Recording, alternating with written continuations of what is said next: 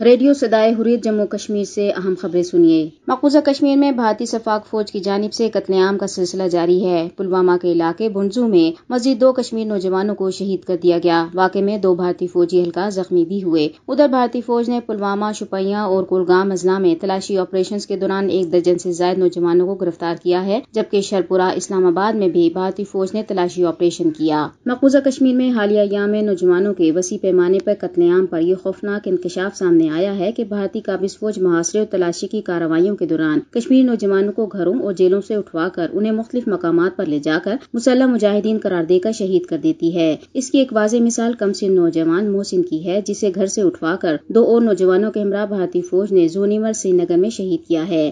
دوسری طرف شہید کیے جانے والے نوجوانوں کی میتیں لواحقین کے حوالے کرنے کے بجائے دور دراز علاقوں میں دفنائی جاتی ہیں، جن کا مقصد گزشتہ سال 5 اگست کو مقبوضہ کشمیر کی خصوصی حیثیت کی منسوخی، آبادیاتی تناسب کو تبدیل کرنے کے لیے عملی اقدامات اور نوجوانوں کو تحریک آزادی سے دستبردار کروانا ہے۔ اس سے قبل آپریشن کیچ اینڈ کل، آپریشن ٹائیگر اور دوسرے آپریشنز کے نام سے بھارتی فوج ہزاروں کشمیر نوجوانوں کا قتل عام کر چکی ہے، مگر اہل کشمیر نہ پہلے اپنی جدوجہد آزادی سے دستبردار ہوئے، نہ ہی آئندہ ہوں گے۔ دراصل پاکستان کی جانب سے OIC کے بلائے گئے اجلاس میں مقبوضہ کشمیر میں فوجی محاصرے، تلاشی آپریشنز، انسانی حقوق کی خلاف ورزیوں، کالے قوانین اور لاک ڈاؤن کو اٹھانے کا مطالبہ کیا گیا۔ اس موقع پر وزیر خارجہ شاہ محمود قریشی کا کہنا تھا کہ بھارت چینی فوج کے ہاتھوں شکست کا بدلہ کشمیری عوام سے لے رہا ہے، جس کا بین الاقوامی برادری کو فوری نوٹس لینا چاہیے۔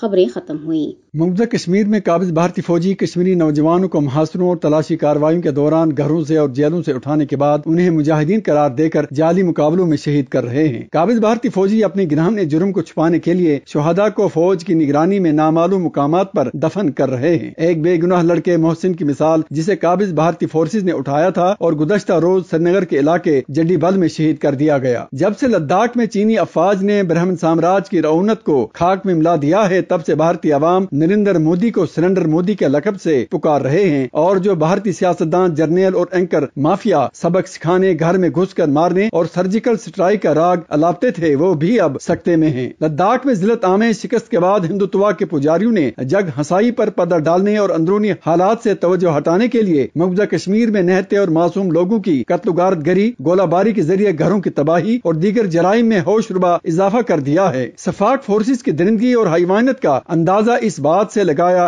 جا سکتا ہے کہ رواں مہینے میں 2 درجن سے زائد کشمیریوں کو شہید اور درجنوں مکانوں کو گولہ باری کے ذریعے منہدم کیا گیا ہے۔ اور تو اور اب مقبوضہ کشمیر میں بے حیائی پھیلانے اور نوجوان نسل کو گمراہ کرنے کے لیے شراب اور منشیات کے اڈے قائم کرنے کا منصوبہ بنایا گیا ہے، تاکہ کشمیریوں کو حق خود ارادیت کی منزل اور اپنی اسلامی تہذیب سے بیگانہ کیا جائے۔ ان حالات میں علماء کرام، دانشوروں، سماجی کارکنوں اور ہر طبقہ فکر کے لوگوں کا فرض بنتا ہے کہ وہ بھارت کے شیطانی منصوبوں کو خاک میں ملانے کے لیے اور اپنی تہذیب، دینی حمیت اور نوجوان نسل کو بچانے کے لیے متحد ہو جائیں۔ تبصرہ ختم ہوا۔